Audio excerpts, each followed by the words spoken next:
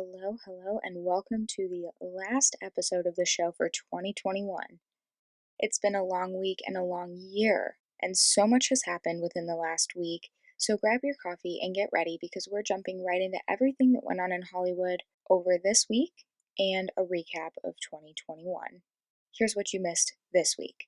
After a massive internet backlash, Ben says his words were used against him. He says his words against ex-wife Jennifer Gardner were taken way out of context. Instead, he says he went on the Howard Stern show and talked about how much they respected each other and what great co-parents they were. And then the show took it completely out of context, made up everything, and released it to the press. Meanwhile, the paternity case against Tristan Thompson has been dismissed in the state of Texas.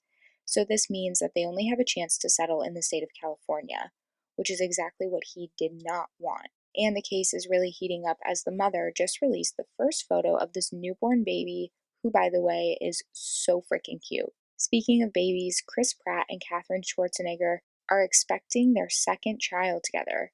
They announced this news right as she started to show her baby bump, so it was pretty hard to hide at that point. In other celebrity news, during their time on The Ellen Show, Matthew McConaughey admitted that he had a huge crush on Reese Witherspoon early in their careers. And though they're both happily married with children now, it's easy to see that Reese was flattered by this compliment, as anyone would be. Additionally, after announcing her pregnancy on the latest season of Selling Sunset, Maya Vander has announced that the child was stillborn, which is clearly devastating news for everyone involved. Taking a quick break to discuss some brief court news, Devin Rattray, the older brother in Home Alone, has been cited for battery after trying to strangle his girlfriend.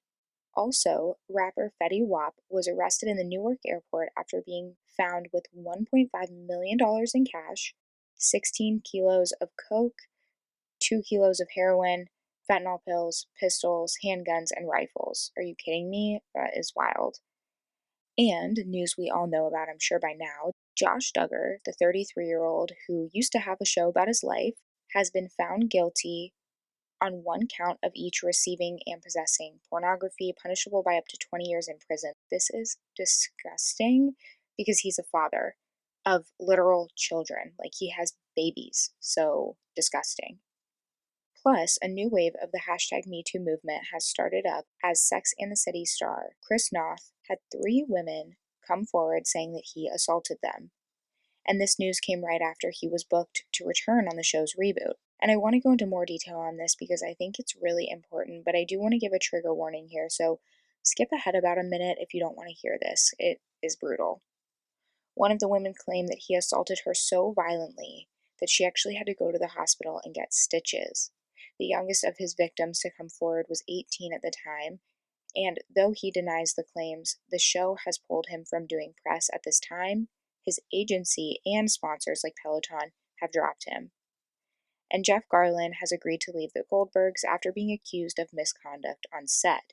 So the show's halfway through airing and filming its 9th season. It's pretty unclear what's going to happen during the rest of the season, but these claims of misconduct were substantiated by his latest stand-up routine, where he admits that the cast and crew don't appreciate his, quote, silliness. They don't get it. So we'll have to see how this affects his role on Curb Your Enthusiasm as well, but I just want to note here, if you or anyone you know has been assaulted, please contact the National Sexual Assault Hotline at 1-800-656-4673. During Paul Rudd's episode of SNL, there was no live studio audience. Only half of the cast were there, and there was no musical guest. This is because of the new COVID outbreak that is absolutely shutting down New York City, and soon will be shutting down LA. Additionally, John Mulaney and Olivia Munn have welcomed their first child, even though they're no longer together. And it has many people questioning the timeline. That's because if you back it up about 9 months, that's still a few months before John and his ex-wife split, which makes all of this so much more messy. Kim Kardashian has admitted that the only person that intimidates her is her daughter North, which I find so funny. And everyone is just now realizing that Pauline, the star of Sex Lives of College Girls, is actually Timothée Chalamet's sister. Once you see it, you can't unsee it. Plus, the Jonas Brothers provided us with a very cringy yet much needed TikTok from the White House and Billie Eilish turned 20. In true sibling fashion, Phineas trolled her all over the internet. Also, after landing his role as Ted Bundy, Chad Michael Murray, my childhood celebrity crush, says that he would love to revive One Tree Hill, and I will be crossing my fingers for that. And in great news for this week, Riverdale star Casey Cott got married and the whole cast was in attendance, and Stranger Things star Noah Schnapp was accepted to his dream college, which is UPenn. The video is adorable. Please look it up if you haven't seen it. Alright, and since it was a light week and it is the last episode of 2021, I want to do a recap of the things you definitely didn't miss. Here were the hottest headlines.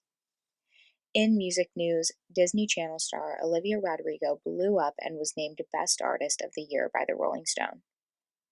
Taylor Swift got her mojo back and the rights to her music back, after which she released a 10-minute music video for All Too Well that broke the internet, and Adele released 30, which reignited our love for her.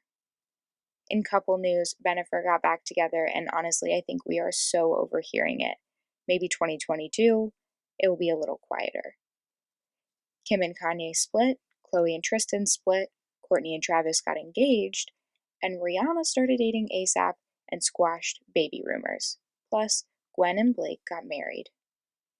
In other celebrity news, Oprah conducted the Meghan and Harry interview, which stirred the pot between the US and the royals of England, and we're still not clear on if it squashed rumors or created more.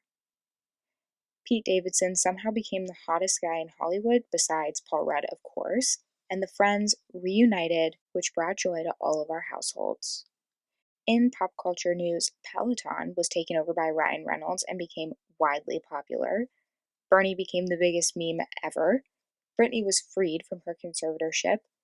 The Bachelor cast the first Black Bachelor.